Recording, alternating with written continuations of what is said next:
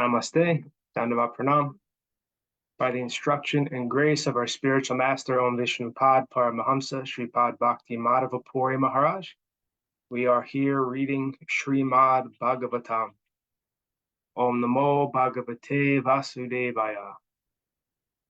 Canto 4, The Creation of the Fourth Order, Chapter 4, Text 7.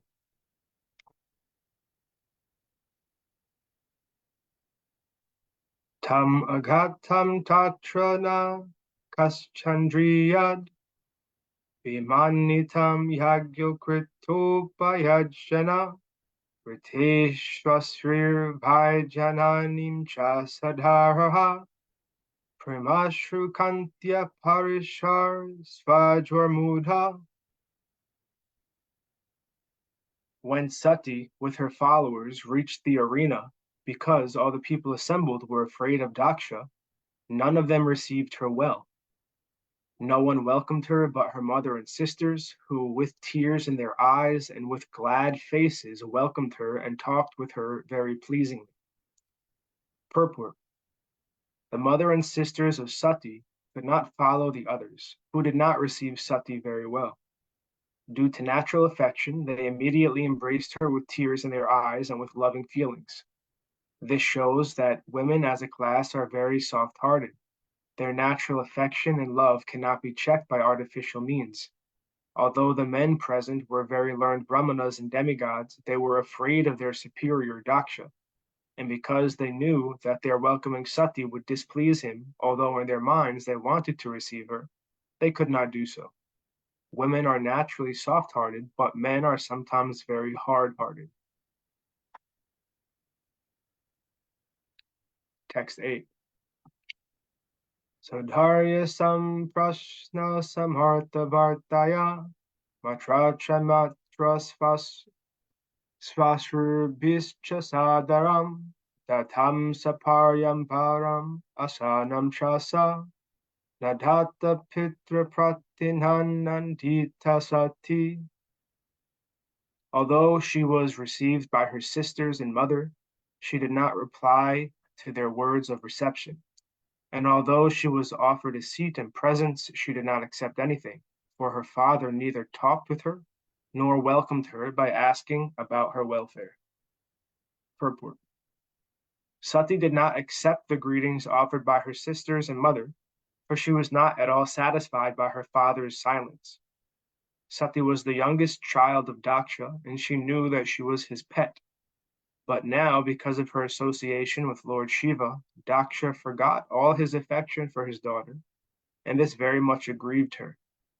The material bodily conception is so polluted that even upon slight provocation, all our relationships of love and affection are nullified. Bodily relationships are so transient that even though one is affectionate towards someone in a bodily relationship, a slight provocation terminates this intimacy. Text 9. Arudra bhagam tam aviksha chadvaram pitracha devi krita helanam vibho anadrita yagya sadsadi shasvari chokopalo kaniva dakshati rusa. Present in the arena of sacrifice, Satī saw that there were no oblations for her husband, Lord Shiva. Next, she realized that not only had her father failed to invite Lord Shiva, but when he saw Lord Shiva's exalted wife, Daksha did not receive her either. Thus she became greatly angry, so much so that she looked at her father as if she were going to burn him with her eyes. Purport. By offering oblations in the fire while chanting the Vedic mantra Svaha, one offers respect to all the demigods, great sages, and pittas, including Lord Brahma, Lord Shiva, and Lord Vishnu. It is customary that Lord Shiva is one of those who are offered respect, but Satī, while personally present in the arena, saw that the Brahmanas did not utter the mantra, offering oblations to Lord Shiva. Namah Shivaya Svaha. She was not sorry for herself, for she was ready to come to her father's house without being invited, but she wanted to see whether or not her husband was being respected. To see her relatives, her sisters and mother, was not so important.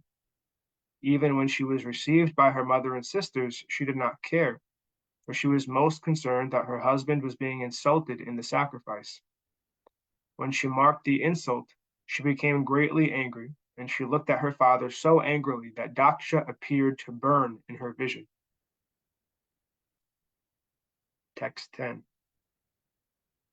Jagharha samarsha vipanaya gira Shivadvisham dhuma patashamasmayam Svatejasa bhuta ganan samudhitan Nighya devi jagato vishrinvata. The followers of Lord Shiva, the ghosts, were ready to injure or kill Daksha, but Satī stopped them by her order. She was very angry and sorrowful, and in that mood she began to condemn the process of sacrificial fruitive activities and persons who are very proud of such unnecessary, troublesome sacrifices. She especially condemned her father, speaking against him in the presence of all. Purport. The process of offering sacrifices is especially meant to satisfy Vishnu, who is called Yagyesha, because he is the enjoyer of the fruits of all sacrifice.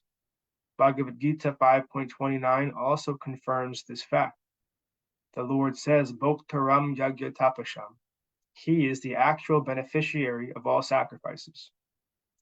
Not knowing this fact, less intelligent men offer sacrifices for some material benefit. To derive personal material benefits for sense gratification is the reason persons like Daksha and his followers perform sacrifices. Such sacrifices are condemned here as a labor of love without actual profit. This is confirmed in Srimad Bhagavatam. One may prosecute the Vedic injunctions of offering sacrifices and other fruitive activities, but if by such activities one does not develop attraction for Vishnu, they are useless labors. One who has developed love for Vishnu must develop love and respect for Vishnu's devotees. Lord Shiva is considered the foremost personality amongst the Vaishnavas, Vaishnavanam Yata Shambhu.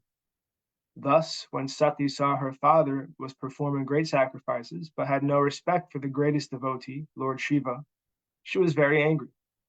This is fitting. When Vishnu or a Vaishnava is insulted, one should be angry. Lord Chaitanya, who always preached non-violence, meekness, and humility, also became angry when Nityananda was offended by Jagai and Madhava, and he wanted to kill them. When Vishnu or a Vaishnava is blasphemed or dishonored, one should be very angry. Narottam Das Thakur said, Krodha Bhakta Dveshi Jane. We have anger, and that anger can be a great quality when directed against the person who is envious of the Supreme Personality of Godhead or his devotee. One should not be tolerant when a person is offensive towards Vishnu or a Vaishnava. The anger of Satī toward her father was not objectionable, for although he was her father, he was trying to insult the greatest Vaishnava. Thus, Satī's anger against her father was quite applaudable. Text 11. Devi uvacha nayasya lokesti atishayana priyas tata priyo deha britam priyatmana tasmin samastatmani mukta vairake rite bhavantam katama pratipayet. The blessed goddess said, Lord Shiva is the most beloved of all living entities. He has no rival. No one is very dear to him, and no one is his enemy. No one but you could be envious of such a universal being who is free from all enmity. Purport. In Bhagavad Gita 9.29, the Lord says, Samoham sarva bhuteshu. I am equal to all living entities. Similarly, Lord Shiva is a qualitative incarnation of the Supreme Personality of Godhead. So he has almost the same qualities as the Supreme Lord. Therefore, he is equal to everyone. No one is his enemy, and no one is his friend. But one who is envious by nature can become the enemy of Lord Shiva. Therefore, Satī accused her father, no one but you could be envious of Lord Shiva or be his enemy. Other sages and learned brahmanas were present, but they were not envious of Lord Shiva, although they were all dependent on Daksha. Therefore, no one but Daksha could be envious of Lord Shiva. That was the accusation of Satī. Text 12. Dosan parisham hi guneshu sadhavo grinhanti kechinha babhadrasho dvija gunamscha falgun bahuli karishnavo vahatamastishvadi tadpavannagam. Twice born Daksha, a man like you can simply find fault in the qualities of others. Lord Shiva, however, not only finds no faults with others' qualities, but if someone has a little good quality, he magnifies it greatly. Unfortunately, you have found fault with such a great soul. Purport. King Daksha is addressed here by his daughter Satī as Dvija, twice born. Twice born refers to the higher classes of men, namely the Brahmanas, Kshatriyas, and Vaishyas. In other words, a Dvija is not an ordinary man, but one who has studied the Vedic literature from a spiritual master and can discriminate between good and bad. Therefore, it is supposed that he understands logic and philosophy. Satī, Daksha's daughter, put before him sound arguments. There are some highly qualified persons who accept only the good qualities of others. Just as a bee is always interested in the honey in the flower and does not consider the thorns and colors, highly qualified persons who are uncommon accept only the good qualities of others, not considering their bad qualities, whereas the common man can judge what are good qualities and what are bad qualities. Purport. This is the purport. Among the uncommonly good souls, there are still gradations, and the best good soul is one who accepts an insignificant asset of a person and magnifies that good quality. Lord Shiva is also called Asutosha, which refers to one who is satisfied very easily and one who offers to any person the highest level of benediction. For example, once a devotee of Lord Shiva wanted a benediction that whenever he touched someone on the head, that person's head would be at once separated from his trunk. Lord Shiva agreed. Although the benediction asked was not very commendable because the devotee wanted to kill his enemy, Lord Shiva considered the devotee's good quality in worshipping and satisfying him and granted the benediction. Thus, Lord Shiva accepted his bad qualities as magnificently good qualities. But Satī accused her father, "You are just the opposite. Although Lord Shiva has so many good qualities and no bad qualities at all, you have accepted him as bad and found fault with him. Because of your accepting his good qualities to be bad, instead of your becoming the most exalted soul, you have become the most fallen.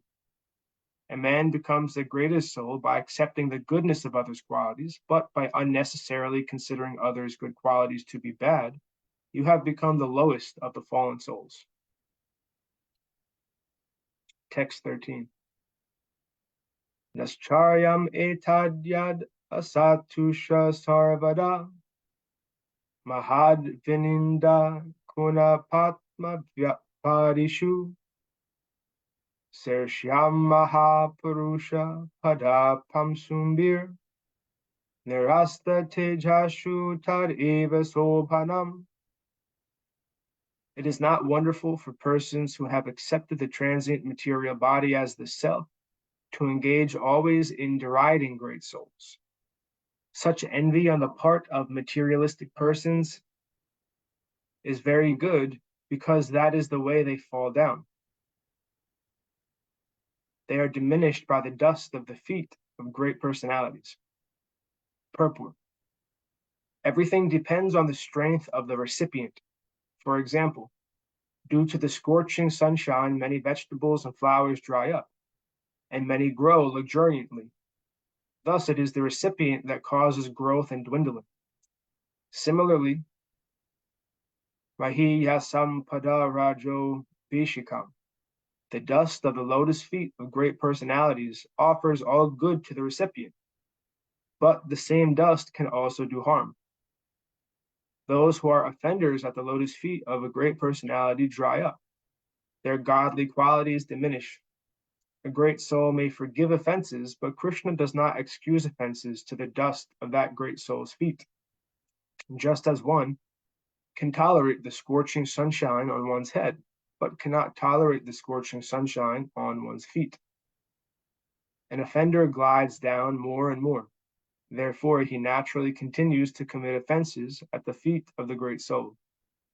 Offenses are generally committed by persons who falsely identify with the impermanent body. King Daksha was deeply engrossed in a misconception because he identified the body with the soul. He offended the lotus feet of Lord Shiva because he thought that his body, being the father of the body of Satī, was superior to Lord Shiva's. Generally, less intelligent men misidentify in that way, and they act in the bodily concept of life. Thus, they are subject to commit more and more offenses at the lotus feet of great souls. One who has such a concept of life is considered to be in the class of animals like cows and asses.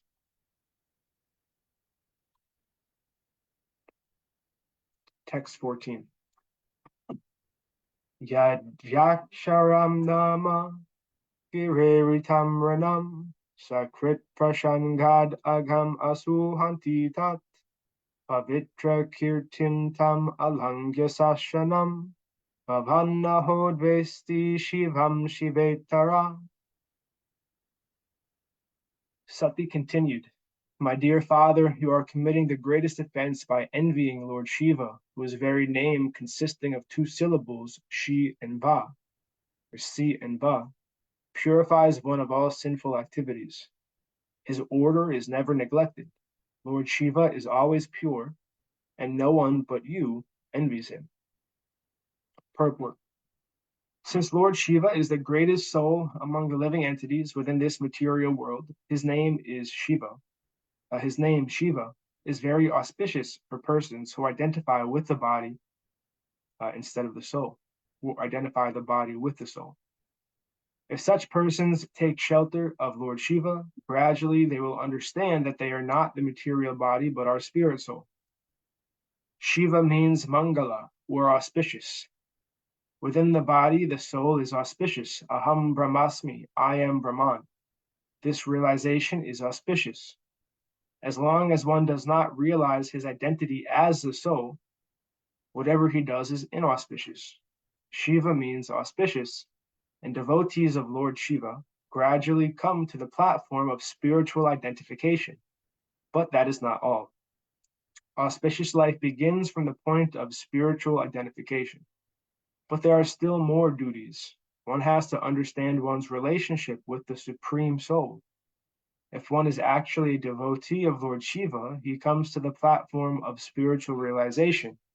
But if he is not intelligent enough, and he stops at that point, only realizing that he is spirit soul, Aham Brahmasmi, if he is intelligent enough, however, he should continue to act in the way of Lord Shiva, for Lord Shiva is always absorbed in thought of Vasudeva. As previously explained, Sattvam Vishudham Vasudeva Sabditam. Lord Shiva is always in meditation on the lotus feet of Vasudeva, Sri Krishna.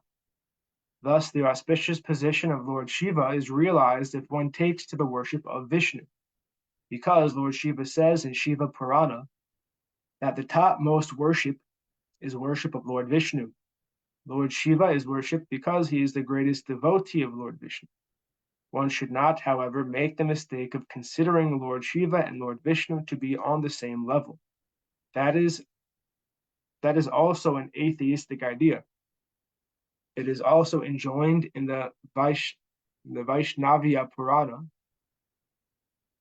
that Vishnu, or Narayan, is the exalted supreme personality of Godhead, and no one should be compared to him as equal, even Lord Shiva or Lord Brahma, not to speak of other demigods.